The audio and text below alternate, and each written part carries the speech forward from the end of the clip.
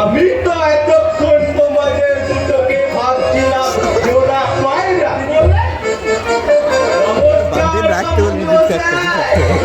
কেন লজ্জা দিচ্ছেন মাইরি? ততক্ষণ তোমার এই গোড়ায় তোমার ওই ফুল